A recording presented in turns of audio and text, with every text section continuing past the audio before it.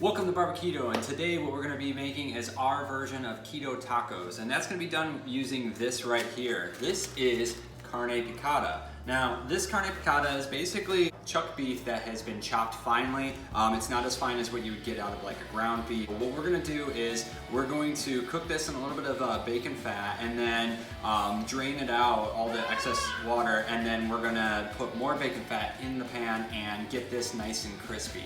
And this will be our main complement with our tacos. Now, tacos, typically you would have some sort of a shell. Well, on keto, you really can't have a shell, so what we're gonna do is we're gonna improvise, and I'm gonna show you how to make shells out of cheese, out of cheddar cheese. It's actually very simple, very easy to do. You can do it out of the microwave, so I will show you that as well. But if you wanted to forego the cheese and you wanted to just make taco bowls, this makes excellent taco bowls as well. So stay tuned, we'll be making some carne picada tacos. Alrighty, so we're about to get started here. What I've done is I put a little bit of bacon fat into this pan here and started to warm it up. I'm about a medium-high temperature. If you don't have bacon fat, you can use avocado oil, you can use olive oil, honestly. You don't need to use bacon fat, but we cook quite a bit with bacon, so we tend to keep that. So what I'm gonna do is I'm gonna put the steak into the pan here, and we're just gonna let it cook. It is going to release a lot of liquids into the pan, which is fine. We're gonna drain those once those are completely pulled out and all the meat is brown.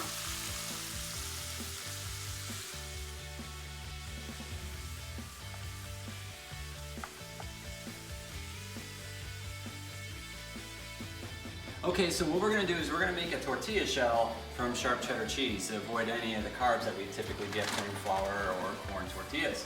So to do that, what we're gonna do is we have a plate right here, a microwave safe plate, as well as a piece of parchment paper. Parchment paper is important so that it doesn't end up sticking to the plate and kind of ruin your shell. So what we're gonna do is we are just gonna place a flat level of cheese in the form of a tortilla roughly. Doesn't have to be too thick. You can make it thicker, you can make it thinner depending on how much cheese you want, but I usually have about quarter inch worth of cheese there piled up. All we're gonna do is we're gonna take that and put that in our microwave, and we're gonna microwave that for 1 minute and 25 seconds. At that point, I'll show you how we form it into a tortilla. Okay, at this point, we are done cooking the tortilla. As we take it out, you'll notice that it's gonna be bubbly and a little bit oily, but that's fine. So what we're gonna do is just put this off to the side for now. Alrighty, so we've let this sit for probably about 2 minutes so that it's nice and cool to the touch. What I'm gonna do is take a paper towel and blot up some of the excess grease that is coming from the cheese. And at this point, we're gonna hang it over this spoon here. So all you do is you just take it and you lay it right over. As you can see from earlier, we made one as well. So, you know, they'll form into that sort of taco shell shape, and then we'll be able to use that for our tacos tonight. All right, so moving on to the beef. As you can see, it is completely cooked at this point, and all those juices have been released. What I'm gonna do is I'm gonna turn off the burner here, and we're gonna spoon out all of these extra juices and liquid that came from that beef. We don't need them at this point because this isn't gonna make it any more crispy. It'll make it, if anything, more tough if we continue to cook in it. So all I'm gonna do is take a spoon with the burner off because you don't wanna catch your hand on fire. Just spoon out all of those juices into a bowl. Okay, through the magic of television, I have all of that spooned out, and as you see, there's just a little bit left, but we'll go ahead and turn our burner back on here, and we're gonna put it onto a medium-high to high temperature. So at this point, we're gonna wanna add our bacon fat to the pan. Like I said earlier, if you wanna use a different oil, avocado oil, olive oil, something along those lines, you can definitely use that in this case. You want to use a generous amount of bacon fat because what you're trying to do is you're trying to get this to now crisp up. And with the bacon fat and the higher temperature, you're going to be able to get a nice crispiness to this. Now that we have the bacon fat in there, we're starting to get it up to temperature and we have all of the excess liquids pulled out of it, we can go ahead and season it. I don't like to get too fancy with this. I just primarily use salt and pepper. A generous amount of salt and pepper will go a long way, especially the salt. We're using regular ground black pepper and some Himalayan pink sea salt. However, that's not 100% necessary. If you have regular salt, that'll work fine as well. We'll put in 2 generous pinches of salt to start, and then as we're cooking this, we'll see how that tastes and maybe add a little more salt to the dish. All you're gonna do at this point, just stir it, let it sit, maybe add a little bit more of the bacon fat or oil. You would know you would need to add more bacon fat if you're looking at the dish and you're seeing the bottom of the pan without there being any sort of oil residue there. At that point, just take a little bit more of your bacon fat or oil, dump it in, stir it in. Let it get crispy. Don't touch it for a couple minutes, maybe a minute or 2, and then stir it a little bit and let it sit again for another minute or 2. You don't want to constantly be stirring this or nothing's going to really get crispy on those sides. You'll know when you're about done because it'll look about crispy throughout about 40 to 50% of the dish. At that point, we'll go ahead and shut it off and then we'll be able to start to eat that.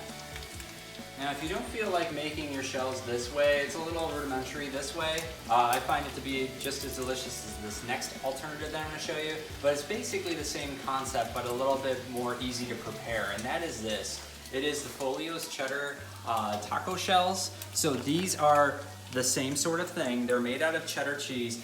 You might not be able to find these in all your stores. We can find them in Meyer here in the Midwest. They carry these, but they very much cook the same way. You would take these out. It comes with a little piece of parchment paper. You can put it on a plate, put it in the microwave it for a minute, 20, minute and 30 seconds, depending on your microwave, and it comes out very similar to this. This is, by all means, will work just the same. It tastes just the same, but this might be a little easier, and I think they pull a little bit of the excess oils out of the cheese before they package them out, so you're not worrying about creating the extra oils that you have here to drain off. Okay, so at this point we're about done. As you can see from the crispiness in there, we have cooked this quite a bit. You can hear it kind of popping. This is done now at this point, so we'll just go ahead and turn the burner off. That's good to eat. Whatever toppings you decide to eat, we typically have sliced avocado, some sour cream, some shredded lettuce, and some pico de gallo to go along with it. And so there you have it. That is my take on making keto steak tacos. Instead of using a traditional tortilla, we are using those cheese tortillas, and they do hold up nicely. And one thing to know about it is that when you take it out of the microwave, you want to let it sit for a while, in maybe 5 minutes total time, so that it firms up. Another thing too is that you do not want to put your hot ingredients directly on those tortillas because they tend to melt. So using the cooler ingredients as your first layer and then putting the steak on top of that, they tend to hold up better. Thank you guys for watching the video. If you're finding this content interesting, please subscribe to our YouTube channel. We also have a Facebook group called Bar-B-Keto recipes that you can join as well and be a part of the community. We will continue to put out other videos. Feel free to leave a comment, or if you have a certain interest that you have for a food item that you would like to see how I would make keto friendly, please let us know and we'll try to accommodate for that. Thank you again and have a wonderful day.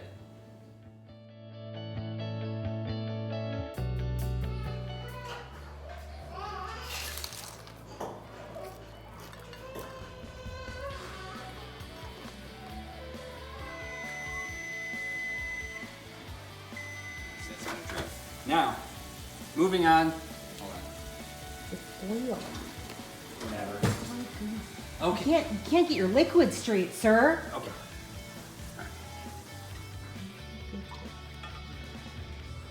This is oil, not grease. That's grease. I don't know what the difference is. Oil. My wife says it's oil. I say it's grease. Oh, really? It's oil. Oil comes out of cheese. Grease and fat come out of meat. Okay, start recording. Oil doesn't come out of meat. Are you still recording? Yeah, I'm still recording. Yeah. How we can form it into a tortilla.